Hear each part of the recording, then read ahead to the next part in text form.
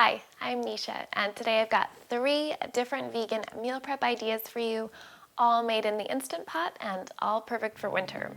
These recipes are going to nourish both your body and your soul because they're not only well balanced in nutrients, but also really comforting. So let's get right into the first one. This first dish I'm gonna make is a French lentil soup. And of course, soups are great for meal prep, and they're even easier when you use your Instant Pot to make them. I'm starting the soup off by chopping some onions, carrots, and garlic, and that's gonna infuse the soup with a lot of flavor. It's really important to saute those until they get a little bit browned, add some salt and pepper, so you really infuse the soup from within. And then I'll add some French lentils, baby potatoes, and some other goodies. I'm starting off with 1 large sweet onion. You could use a yellow onion instead, but I think the sweet onion, or Vidalia onion as it's called, adds a little more depth of flavor because it has that slight sweetness.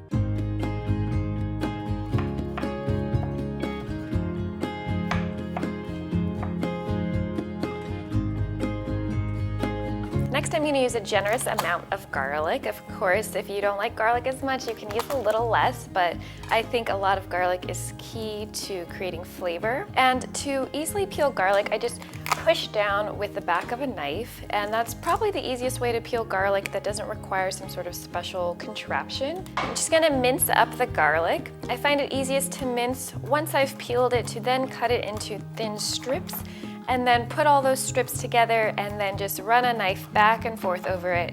It really helps to have a strong, sharp chef's knife or a Japanese knife, which is what this is.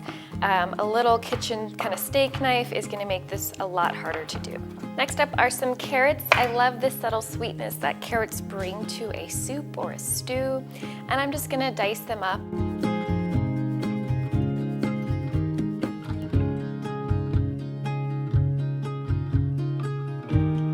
The next thing I'm using are potatoes. These are baby potatoes, and I love using potatoes in a lentil soup, especially in the Instant Pot, because the high pressure of the pressure cooking makes them really soft and they kind of just melt into the soup. And because these are such little potatoes, the skin is so thin, you don't need to peel it at all. If you are using regular sized potatoes, you'll want to cut them into bite-sized pieces like this.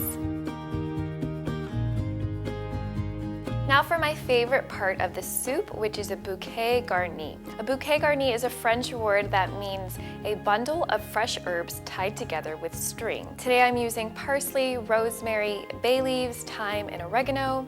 If you don't have all of those, that's totally fine. Just use the ones that you do have. And I'm going to put that in the soup with all the other ingredients, and it's going to really perfume the entire soup with deep, rich, herbaceous, all these wonderful flavors that you're going to get. Now that we've got all of our vegetables prepped, it's time to make the soup in the Instant Pot. You're going to start by hitting the saute button down here, let it heat up for a few minutes, and then we're going to add our olive oil. And once it's hot, you're going to add your onions and let them get nice and browned.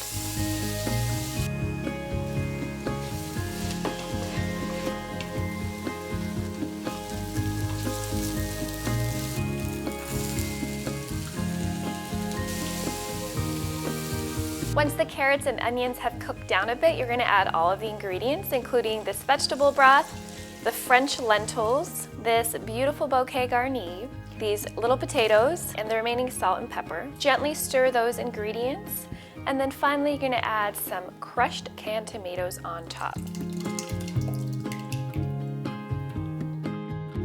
For this soup, you're going to hit the pressure cooker button right here. If you have an older model of the Instant Pot, it's going to say manual, and it'll show a timer, and you want to reduce it to 12 minutes using these keys.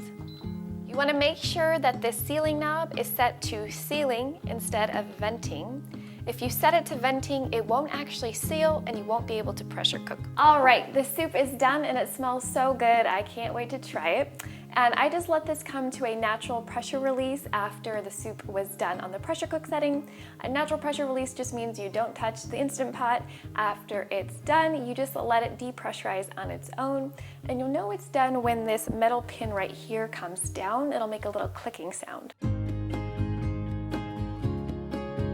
The last step is to add some acid. I'm adding a little bit of Dijon or brown grain mustard, and some high-quality balsamic vinegar. The reason I add acid to a soup or a stew or a chili at the end is because it really brings out the flavors in some of the other ingredients that might otherwise lie dormant.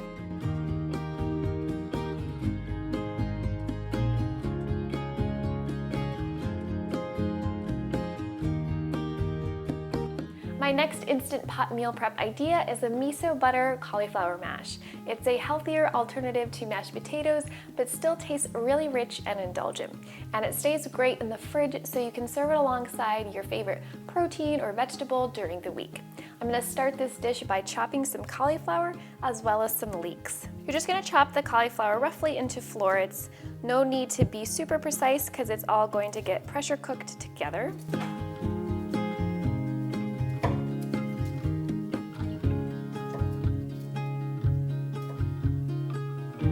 I'm using 2 leeks for this recipe because I love the way leeks and cauliflower go together, but you want to make sure that you thoroughly clean your leeks. They've got all this dirt inside of them. So you want to trim the outer layers and then thoroughly soak them in water, get all that dirt out, scrub it out, because you don't want the taste of sand in your mouth when you go to eat this.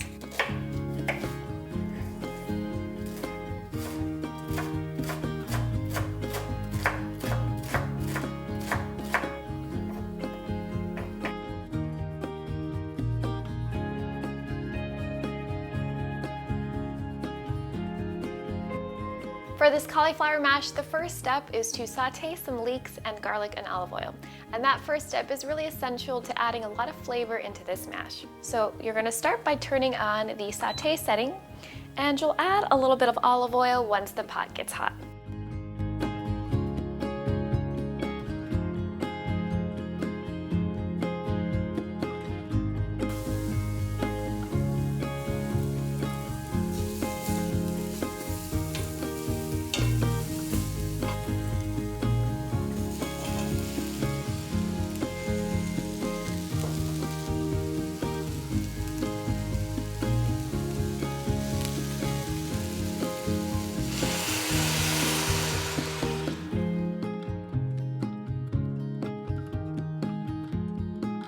You're gonna set your Instant Pot to the pressure cooker setting, and then you're gonna reduce the time to 4 minutes.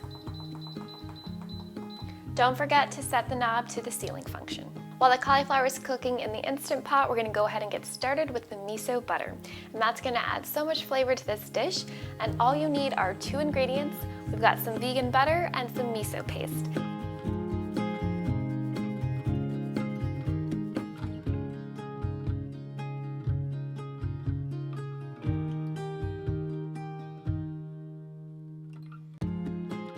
Once the cauliflower is done pressure cooking, you're going to perform a quick release, which means you'll move the sealing knob to the venting position.